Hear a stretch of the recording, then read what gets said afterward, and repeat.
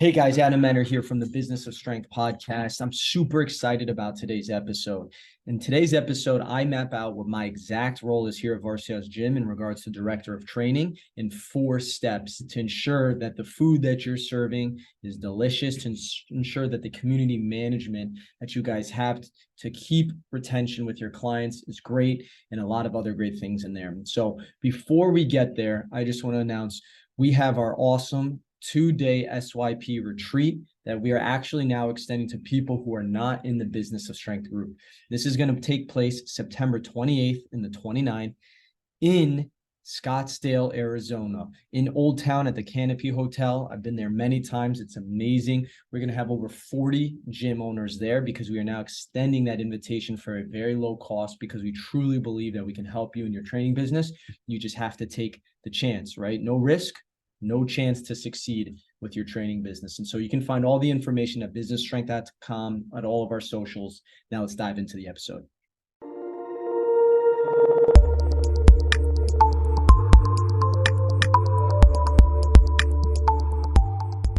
Hey guys, it is Adam Menner from the Business of Strength podcast. I'm super excited for today's episode. It's been a little bit since I've been on here. We've been super busy at Varsia's Gym, ensuring that we are building one of the best private sector training facilities that I believe in the world. And so today I want to dive deep into my role in particular in terms of what the director of training should actually be responsible for, right? You think about in privately owned training businesses, what is the critical event that is happening? Well, that critical event is training. You are literally taking people who have a problem, their health, their fitness, and their performance, and you are helping them improve that long term. However, that doesn't just include training, meaning, okay, yes, I'm coming in, I'm training them, and then that is it, right? We high five and then we get them results and they go on their way. There is a whole host of things that are happening as subsidiaries of just the critical event of training. And I think this is where a lot of coaches miss the boat. They think that reading more books about speed and performance and training is going to make them that much better. And it is. They think that reading more and more about movement and PRI and restoration and FMS and all of these other 3-letter acronyms and certifications are going to make them that much more better. And it is. But you have to understand how to compartmentalize what you are actually doing, right? Because time is the number one commodity that you have. And as coaches, yes, the smarter and smarter that you get, are you doing it because you want to be recognized? Are you playing a status game in which you want to be recognized as a world-class coach? That could be a goal. But that goal is not going to make your business and yourself more money. And so there is a symbiotic relationship between the smarter that you get, but also how to incorporate a true product that gets results and keeps clients in the door. And today I want to break that down for you guys specifically of what that role actually entails and what you should be doing if you are the director of training, if you're the one managing your coaches and doing all the programming within your business. And this isn't a org chart, if you will, in terms of KRAs and how we're going to organize, right, the business. I'm talking about this one particular role. And so if you don't know who that is or where that is in your business, we have plenty of episodes outlining how to make that happen within your training business. But let's dive in. Number one, I think the most important thing that you need to understand is your role, right? Is your role. And there's a phrase we like to use here called clarity is kindness. And that simply refers to what is my job? When I step foot in the door every single day, what am I doing? Because it's very easy to get lost in the shuffle, get pulled down on the floor, talk to clients, do 5, 10 sessions a day. But what is the longevity of that, right? How are you going to compound skills? How are you going to make more money within your role? How are you going to make the company more money? And how are you yourself going to progress within the role within the company? And the director of training has one goal. That is to lead, manage, and hold the entire training staff accountable for their product, meaning the training, but also how they service those clients, right? So building product and servicing clients, customer experience. That in a nutshell is what the director of training is responsible for. And now if you're thinking to yourself, okay, well, what does that even mean? Like, all right, I write good programming, I teach our coaches, and then we just administer it. Well, sure, but that's probably 2 to 5% of it. And so I want to break down for you guys specifically, right, what those 3 to 5 tenets look like to help with the overall objective of your role. So number one is lead, manage, and keep all of the coaches accountable. So what does this look like on a daily basis? Right? Well, you're managing and organizing the schedule of the business.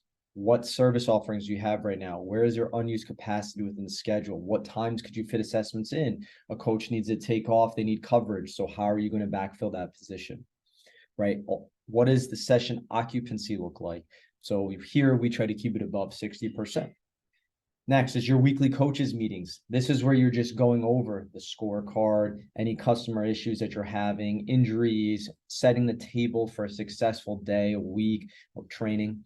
That all happens in your meetings. Next is your quarterly one-on-one coaches reviews. Hey, this is how you're doing. Hey, where do you need support? Here are some areas of improvement, so forth and so on. Next is just the leadership of the internship and on-the-job training. How quickly can you get an intern in the door and become serviceable for your training business?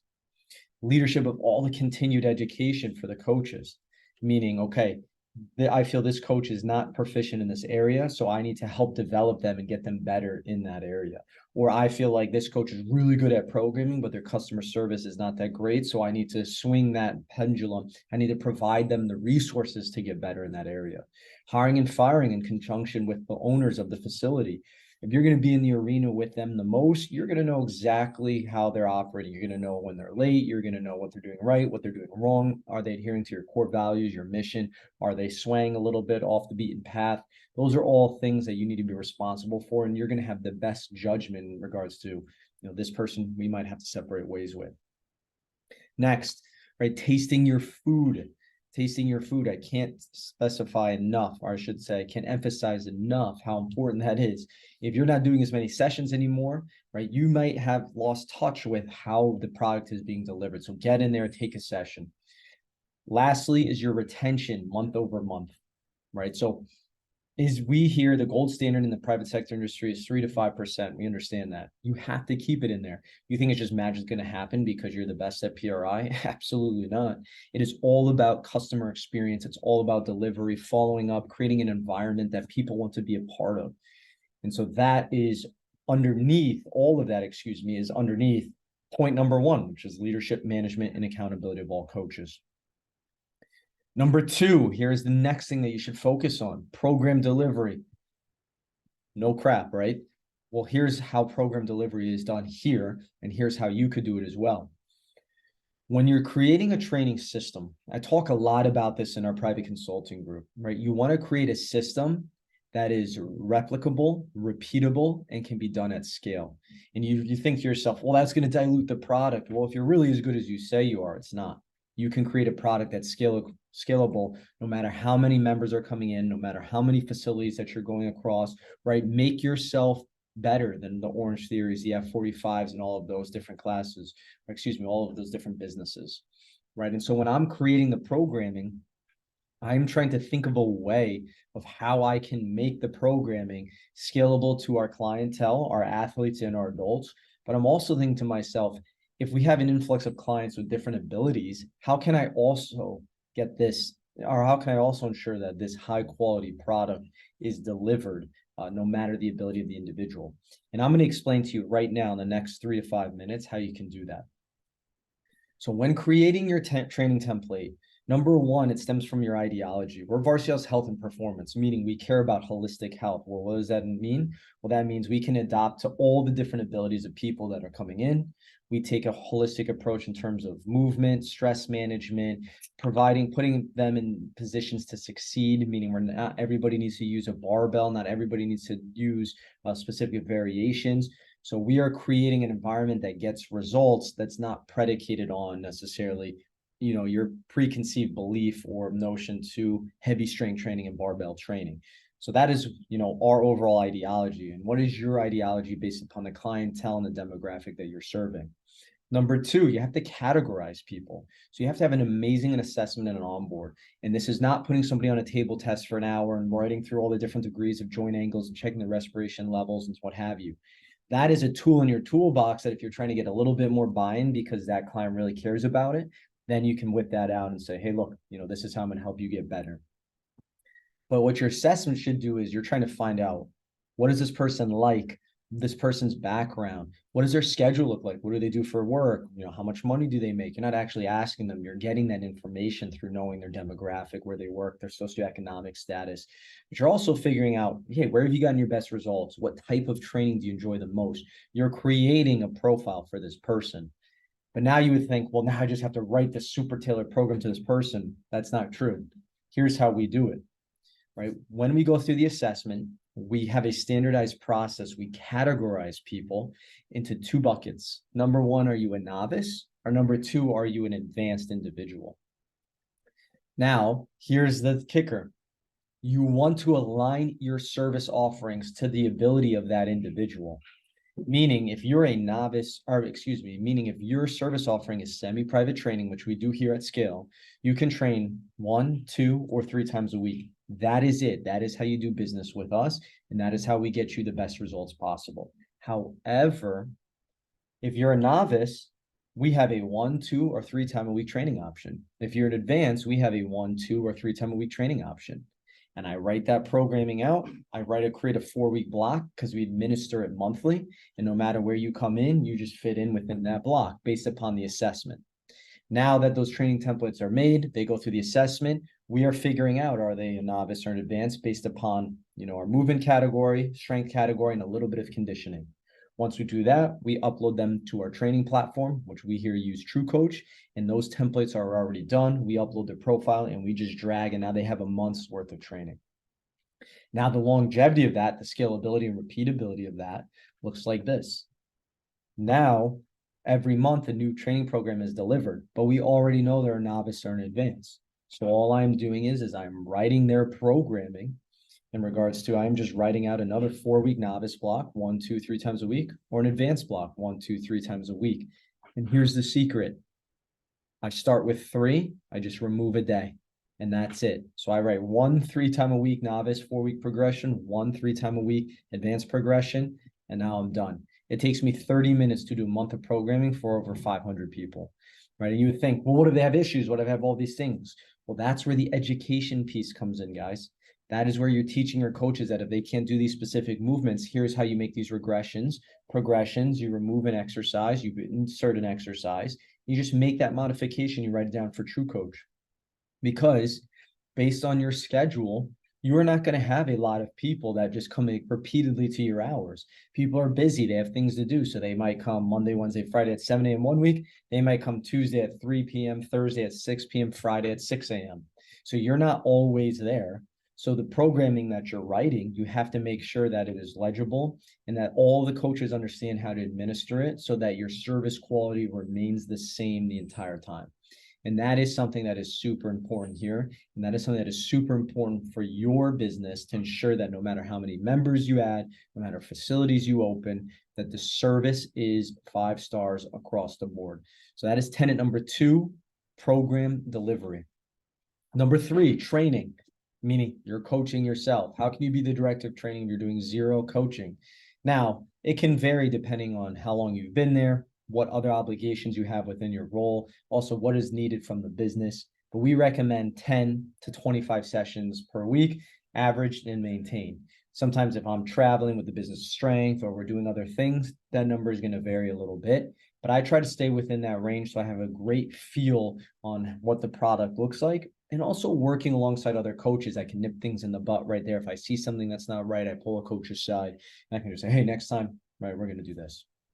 And lastly, guys, tenet number 4 is community management. And this is arguably the most important one. Community management is the economic driver to ensure that clients and athletes stay inside your doors. Here's why, right? The training at some point, right? If obviously we know, and you think to yourself, you're like, okay, I know, right, how to deliver a great session. I know how to laugh, make people laugh. I know how to lead a room, get buy-in. I'm a really good coach. I'm a really good people person. That is true. That's why you're in the industry. That is a job that you get paid to do. However, what you may not know is true community management, meaning how do I manage my community? And this goes far beyond what happens within that singular hour that you're working with individuals. This means creating infrastructure where you can house the community. You're providing and over delivering and exceeding expectation with value, right, in one centralized place. This is where you're running attendance reports and seeing how many times people are coming in. This is where you're directly reaching out. This is where you're giving phone calls and telling people they're doing a good job. This is where you're spending gifts, taking pictures, and acknowledging clients who are achieving milestones within your training. And this is where you're creating athletes and adults of the month and getting them, again, further gifts or things of acknowledgement for their hard work and effort. This is where you're hosting town events and community events and dinners, and you're paying it, and right, you're creating future bank, you're creating future goodwill with the community because you're exceeding their expectation of what a training gym should look like. This is community management, and we have a system for adhering to that.